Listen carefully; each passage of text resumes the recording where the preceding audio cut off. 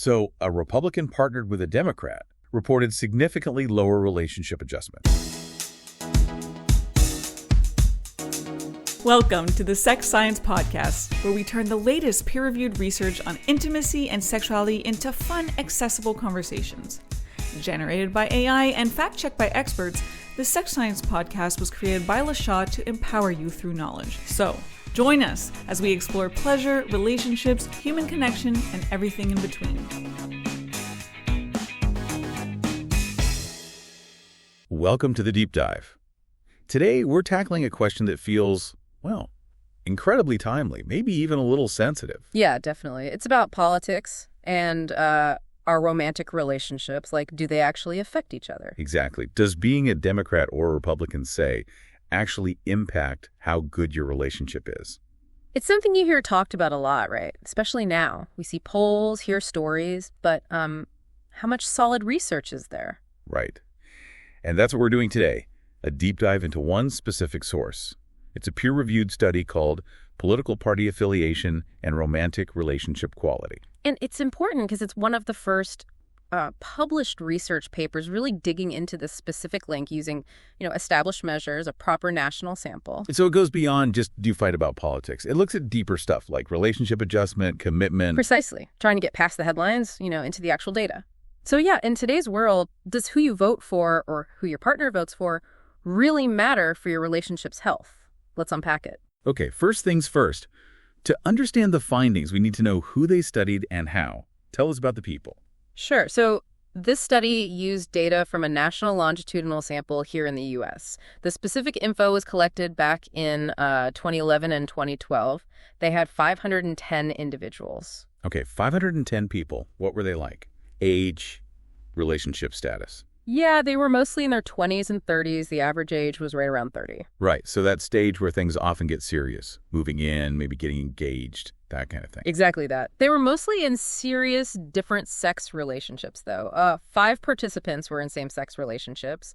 The average relationship length was about 5.25 years. Okay, and status? Married? Dating? It was about half and half. Roughly 50% were married. The others were dating seriously.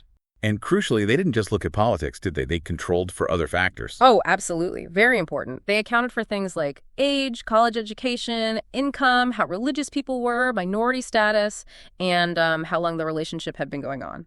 So they tried to isolate the politics part by controlling for those other big influences. That's the idea, yeah. To see if politics had an association above and beyond those things. Got it. So how did they actually measure the key stuff, the politics and the relationship quality? Okay, so for politics, it was pretty straightforward, self-report. People said how they usually vote, Democrat, Republican, or Independent. And they asked about the partner, too. Yes, and this is interesting. They asked how the participant perceived their partner usually votes. Not necessarily the confirmed fact, but their perception. Perception. That can be powerful in a relationship.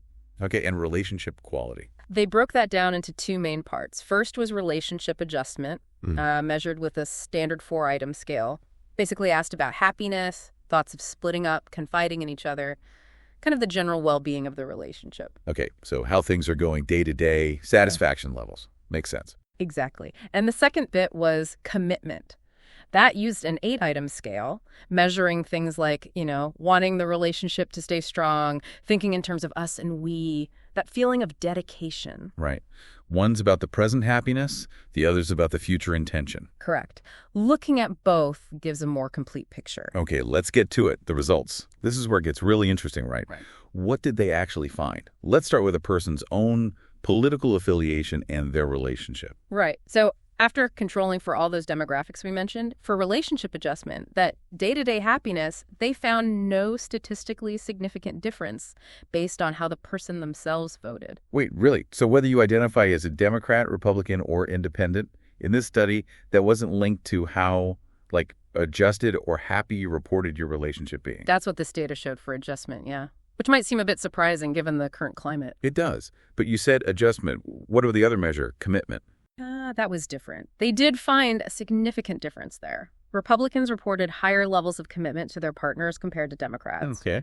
And independents, they tended to fall somewhere in the middle. So your own party ID was linked to how committed you felt, but maybe not necessarily how well things felt day to day. Interesting.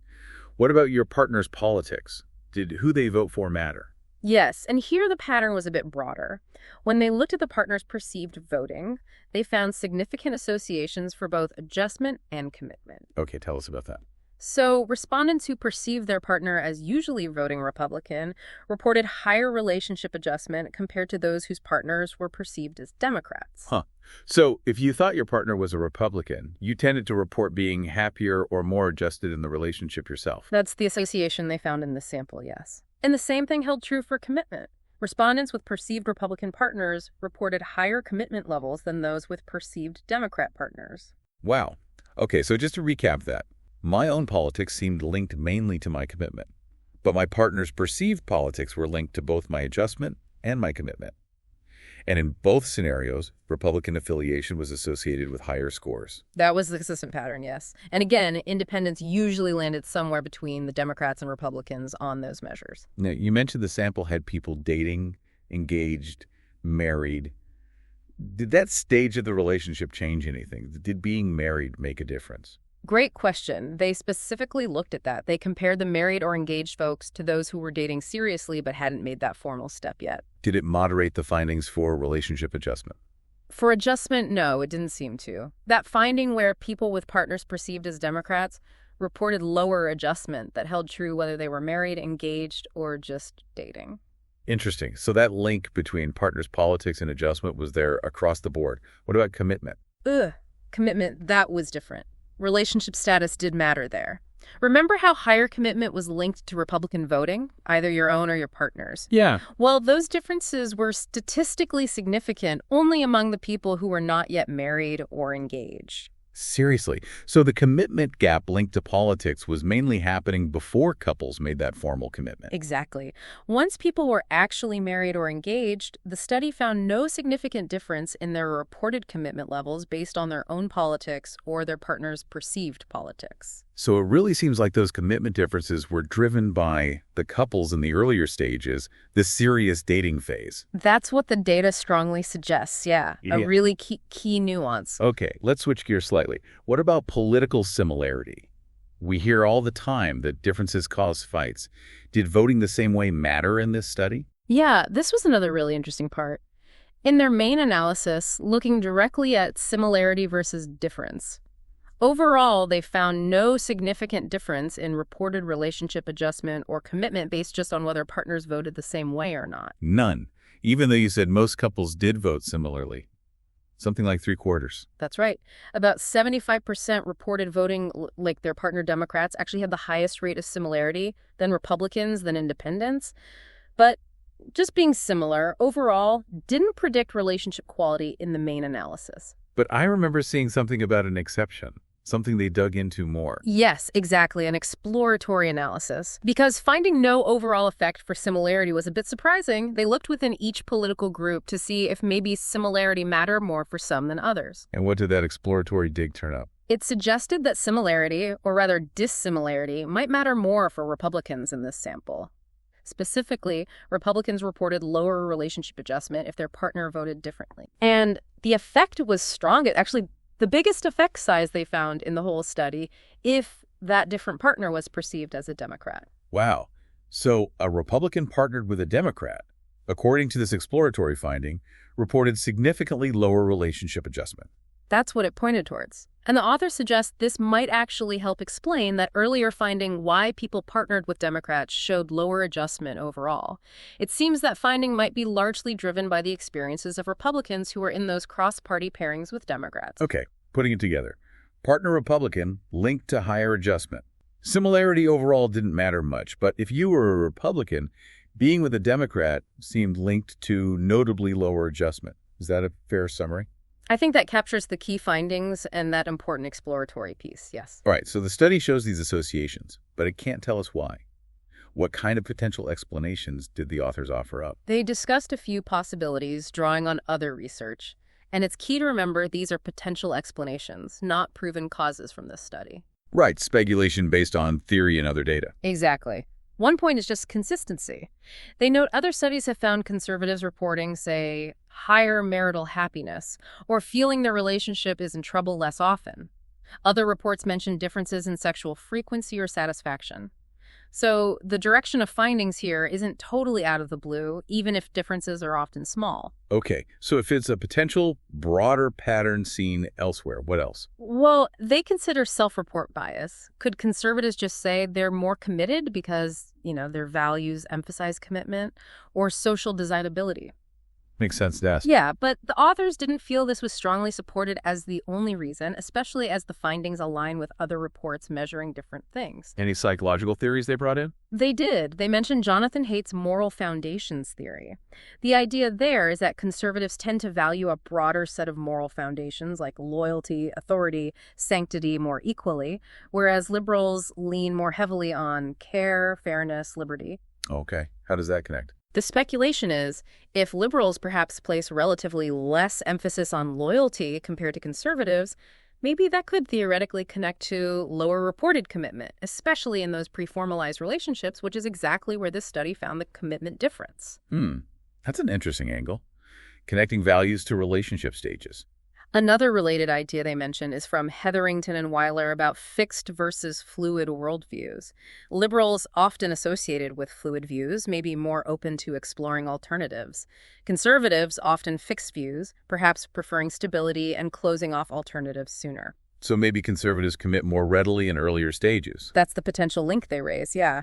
Again, offering another possible explanation for why that commitment difference showed up mainly in the not yet married or engaged group. Complex ideas, but they offer food for thought on potential underlying differences.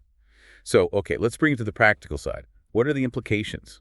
What did the authors suggest this means for people navigating relationships now? Well, bear in mind the data is from 2011-2012, before the really intense polarization we've seen more recently. But the authors and other research since offer some thoughts. And it's not about changing your politics for your partner. Definitely not. It's more about awareness that political dynamics can play a role. For instance, if you're single. Yeah. Well, the findings, especially that exploratory one about Republicans with Democrat partners reporting lower adjustment, it might make you pause and think about political compatibility early on. People often say they're less attracted to political opposites anyway, but dating apps might increase exposure. So it raises the question, should you vet potential partners on politics? How important is it to you? And what about couples already together but maybe with different views? Right. While this study didn't find big overall quality differences based on similarity back then, other studies, especially post-2016, have shown political differences can be a real source of stress and conflict. So it can be a challenge, especially now. How do couples handle that? The paper suggests treating it like other potential points of friction, using good relationship skills, basically. Things like clarifying core values, really listening to each other, managing conflict constructively, maybe setting boundaries around political talk if it always leads to fights. So it comes back to fundamental relationship skills. Pretty much. And maybe most importantly, strengthening the couple's identity as a couple, focusing on being a team, committed to each other, finding that shared ground outside of political labels, united in life, even if you vote differently. This has been a really fascinating dive into this source. Before we wrap up, what are the key limitations we need to keep in mind about this particular study? Good point. Always important. First, it's all self-report data. Relies on people's perceptions and honesty. Okay. What else? The sample is from a specific time, 2011-2012. Things might be different now. Also, it was a national sample, but it became more select over time in the larger study it came from. And it mainly represents relationships already somewhat established, average 5 years, half married, so maybe not applicable to brand new dating or very long-term marriages. Right, a snapshot of a particular group at a particular time. Exactly. The sample size, 510, is decent, but larger would be better for looking at subgroups, like independents or specific pairings. And critically, it's cross-sectional data. Meaning correlation, not causation. Precisely. We see links, but we don't know if politics affects relationships or relationships affect politics or if some third thing affects both. Can't prove cause and effect here. Any other key ones? The sample size limited looking at things like gender differences in these patterns, and it didn't have enough same-sex couples to draw conclusions for them. So definitely a valuable study, adding to the picture, but not the final word. More research needed, especially now. Absolutely. But it does offer some consistent, though modest, findings to consider and build on. And if you had to boil down the main takeaway from this specific piece of research? I'd say it provided evidence in this sample for a modest association linking conservative leanings, especially of partners with slightly higher reported relationship quality, particularly adjustment, and also one's own conservatism with higher commitment before marriage. Plus, that interesting finding that similarity wasn't key overall, but dissimilarity seemed to matter more for Republicans paired with Democrats, at least for adjustment. It highlights complexity. It really does. This deep dive definitely gives us a lot to think about regarding how our political selves might intersect with our romantic lives. And like you said, we need to remember these are associations from one study, one time period, not destiny. For sure. Relationships are built on so much more: communication, respect, support, shared experiences. Politics is just one piece, and many couples navigate differences successfully. It leaves you with some interesting questions, though. Like, does making that formal commitment, getting married, engaged somehow buffer the relationship against some external pressures, maybe even political ones? And how can couples today, especially those with different views, really cultivate that strong team feeling, that shared identity, when the outside world can feel so polarized? Definitely something for you to think about. Thank you for listening to the Sex Science Podcast, brought to you by LaShaw. We hope that you learned something new about the wonderful world of human intimacy and sexuality, and join us next time as we dive into more fascinating research. And remember, science is for you. Music for this podcast was produced by SOUNDRAW.